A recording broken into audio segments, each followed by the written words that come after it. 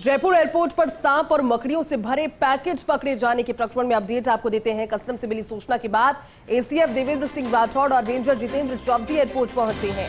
उत्तरी अमेरिका में पाए जाने वाला सांप, कॉर्न स्नेक और टेरेंट्यूला प्रजाति की मकड़ियां ये बताई जा रही है और दोनों में ही काफी कम मात्रा में जहर भी पाया जाता है। कुछ लोग इन दोनों ही किस्म के सांप और मकड़ियों को पालने का शौक भी रखते हैं, तो कुछ लोग इनके विष को नशे के तौर पर इस्तेमाल करते हैं। हालांकि पूछताछ के बाद ही हकीकत से पर्दा उठेगा, लेकिन फिलहाल वन विभाग इन प्रजातियों को लेकर वन अधिनियम की धारा खंगालने में जुटा हुआ है। सरीसृप विशेषज्ञों से मदद ली जा रही है, क्योंकि अपनी तरह का ये एक अलग ही प्रकरण है जिसकी हर एक तह तक पहुंचने की कोशिश भी की जा रही है। बाकायदा पैकेट्स के अंदर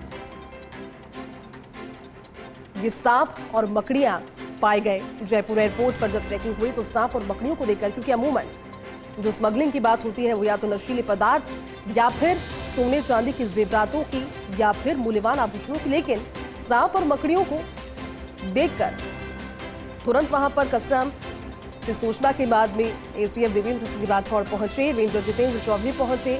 एक्सपर्ट्स के पहुंचने के बाद जानकारी मिली कि जो पैकेट्स हैं जिसमें सांप और मकड़ियां, तस्वीरों में अब आप देख रहे हैं बाकायदा फूड पैकेट्स नजर आ रहे हैं, लेकिन ये सांप और मकड़ियां हैं। एक्सपर्ट्स ने बताया कि उत्तरी अमेरिका में पाए जाने वाला ये कॉर्न स्नेक है और टेरेंट्यूला प्रजाति की मकड़ियां हैं।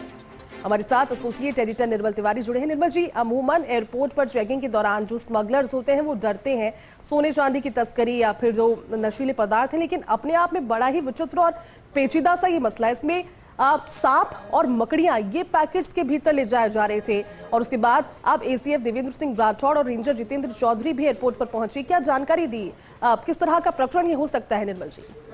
देखिए जयती, ये जो दोनों ही प्रजातियां हैं, खासकर कॉर्न स्नैक की बात करें तो फर्स्ट इंडिया न्यूज ने एक्सक्लूसिवली दर्शकों को बता रहा है कि कॉर्न स्नैक्स जो हैं वो उत्तरी अमेरिका में पाए जाते हैं। इनको रेड स्नैक भी कहा जाता है, उसकी एक प्रजाति है, रेड स्नैक की एक प्रजाति। खास बात यह है कि बहुत ज्यादा जहरीला नहीं होता। कुछ उत्तरी अमेरिका के कुछ ऐसे प्रांत हैं जहां पर इसको पाला भी जाता है घर में, लेकिन अगर हम हिंदुस्तान की बात करें या अगर साउथ एशिया के पूरे कुछ देशों की बात करें, क्योंकि बैंकॉक से जो फ्लाइट थी जिससे फूड पैकेट्स आए, तो निश्चित तौर पर इनकी वेनम को लेकर भी तस्करी की जाती है, क्योंकि इनका जो जहर होता है उसको कुछ लोग उसका इस्तेमाल उस मायने में भी करते हैं, नशे के लिए भी उसका करते हैं और कुछ लोग उसको पालते भी हैं। तो निश्चित तौर पर कह सकते हैं कि कॉर्न स्नैक का यहाँ मिलना एक छोटी घटना नहीं है। और अगर हम मकड़ी की बात करें, टेरेंट्यूला मकड़ी की बात करें, तो टेरेंट्यूला थेराफोसिडे जो है ये उस परिवार की सदस्य है और निश्चित तौर पर इसका यहाँ बहुत ज्यादा हिंदुस्तान में पाई नहीं जाती है। ये भी उत्तरी अमेरिका और उसके साथ साथ कुछ ऐसे अफ्रीकन कंट्रीज है जिसमें इस प्रजाति की मकड़ियां मिलती हैं। और अगर हम भारत की सीधे तौर पर बात करते हैं तो भारत में 500 ऐसे फैमिलीज है मकड़ियों के अलग अलग, जिसमें